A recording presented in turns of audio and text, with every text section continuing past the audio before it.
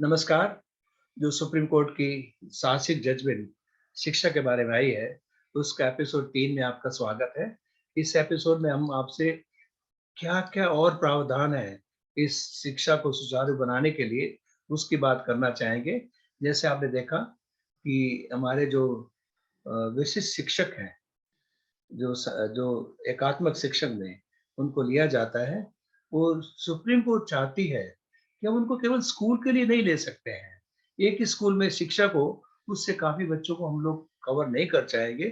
Supreme court ने निर्देश दिया है कि हमको क्लस्टर मॉडल फ़ॉलो करना पड़ेगा, ताकि गाँव का जो क्लस्टर है, नज़दीक के जो गाँव है, उनको एक क्लस्टर बनाकर उनमें शिक्षक को दिया जाएगा, ताकि वो उसकी जो विकलांगता है, जिसके लिए वो शिक्षक है, उस विकलांगता के बच्चों को वो शिक्षा दे सके।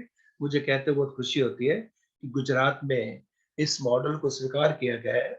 आईडीएसएस जो समग्र शिक्षा का एक हिस्सा है, उसमें क्लस्टर मॉडल के तहत हर एक टीचर को एक क्लस्टर दिया गया है, 5 विद्यार्थी दिए गए हैं और क्लस्टर को जैसे बच्चों की नीड होती है, उसको एक्सपेंड किया जाता है और बच्चों को जोड़ा जाता है। और कोर्ट चाहती है कि हमारी जो एकात्मक शिक्षण है, सम्मिलित शिक्षण है, उसमें जो आरसीआई से मान्यता प्राप्त पंजीकरण किए हुए विशिष्ट शिक्षक हैं, उनको ही अपॉइंट करना पड़ेगा और एक मैंडेट है कि हमारे जो शिक्षक हैं, उनको ये ट्रेनिंग देना पड़ेगा।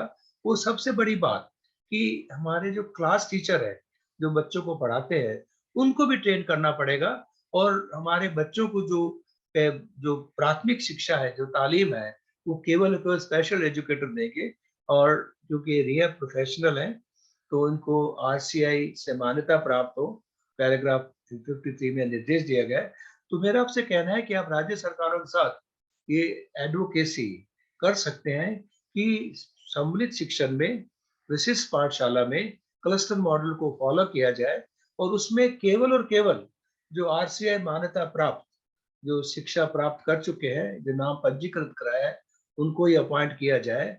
और सबसे बड़ी बात कि जो मैं बहुत ही बड़ी बात कहना चाहता हूँ कि जो उनके लिए जो सुचारू पोस्ट है, जो रिहैब प्रोफेशन को मिलनी चाहिए, ताकि वो बच्चों की आवश्यकता को पूरा कर सके, इसके लिए उनको परमानेंट पोस्ट देना अनिवार्य है। मैं रिपीट करना चाहूँगा, ये आपके लिए बहुत बड़ा मुद्दा है।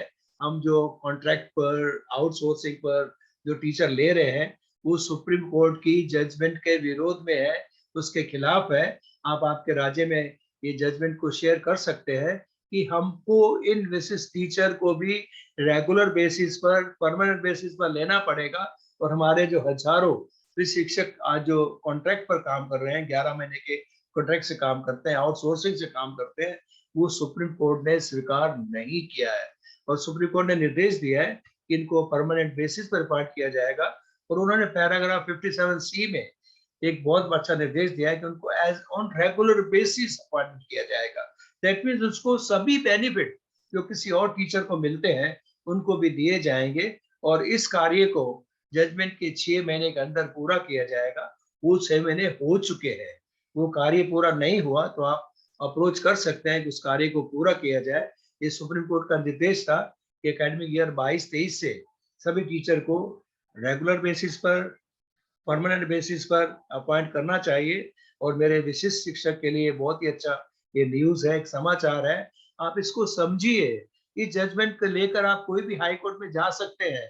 आपके राज्य सरकार के सामने खिलाफ आप जजमेंट ला सकते हैं, क्योंकि ये सुप्रीम कोर्ट का जजमेंट है। यदि वो राज्य सरकार नहीं करेगा तो आप कंटेम्प्ट ऑफ कोर्ट में भी जा सकते हैं। इसलिए मैं आपसे गुजारिश करता हूँ, इस जजमेंट को आप पढ़िए।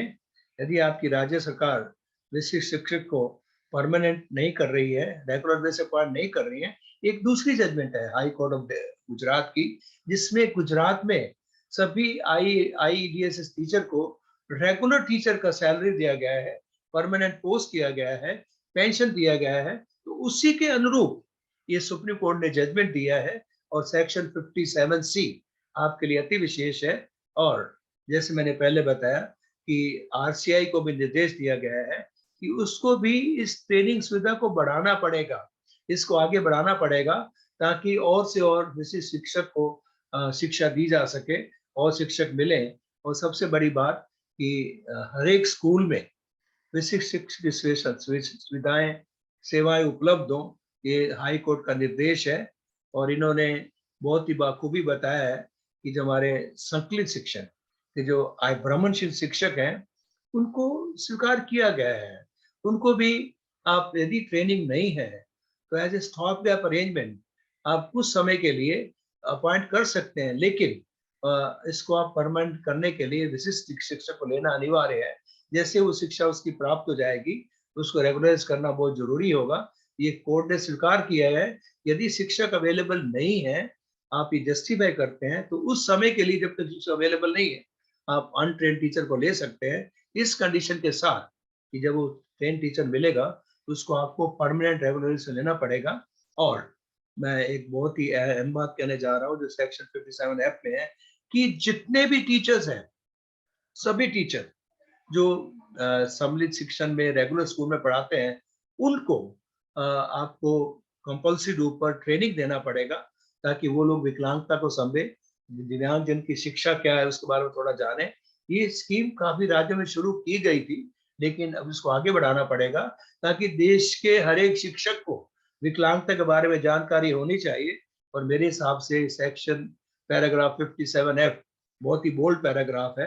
इसको लेकर जो भी शिक्षा से जुड़े हुए हैं, वो आप एडवोकेसी कर सकते हैं कि हर एक राज्य सरकार को, हर एक टीचर को, मैं विशिष्ट टीचर की बात नहीं कर रहा हूँ, हर एक टीचर को ये ट्रेनिंग देना अनिवार्य है। लेकिन सुप्रीम कोर्ट ने एक और भी स्वीकार किया है, पैराग्राफ 57G में, यदि ऐसे स्पेशल स्कूल है कि जो वायबल नहीं है, जहाँ पर संख्या नहीं है, जिनको चलाना संभव नहीं है, खर्चा बहुत आता है, उनको आप किसी और पाठशाला के साथ विशिष्ट पाठशाला में मर्ज कर सकते हैं, ताकि जो मर्ज एंटिटी है वो अच्छा चला सके। केवल स्कूल है और उसको चालू रखना है ऐसा नहीं है, उसको भी एक मिनिमम स्टैंडर्ड मेंटेन करना पड़ेगा, मिनिमम संख्या रखनी पड़ेगी। यदि वो संभव नहीं है किसी कारण से, तो मर्जर हो a bad school or unviable school with a viable school, ये सुप्रीम कोर्ट ने स्वीकार किया है। फ्रेंड्स, ये जो आपके सामने जजमेंट है, मैं मानता हूँ ये बहुत ही एक क्रांतिकारी जजमेंट है। इसको यदि आप ठीक से समझे, इसके प्रावधान को समझें, तो आप आपके राज्य में, आपके डिस्ट्रिक्ट में, आपके विस्तार में नेत्रहीनों, दिव्यांगजनों की शिक्षा के लिए बहुत ही बड़ा योगदान दे सकते हैं। मैं स्पष्ट करना चाहूंगा, सुप्रीम कोर्ट की जजमेंट मैंडेटरी होती है, पूरे देश को लागू पड़ती है, और उस जजमेंट को अमल में लाना हर एक राज्य सरकार का, हर एक शिक्षा से जुड़ी हुई हर एक पद्धति का, एकम का दायित्व है। यदि उसमें निष्फल जाते हैं, तो आप फिर से कोर्ट में जाकर कंटेम्प्ट कर सकते हैं, आप इसको शेयर कर सकते हैं। और मेरी आपसे गुजारिश है कि आप इस जजमेंट को पढ़िए, समझिए, और दिव्यांगजनों की शिक्षा को क्रांतिकारी रूप देने के लिए इसको अमल में लाइए। जय हिंद, आभार।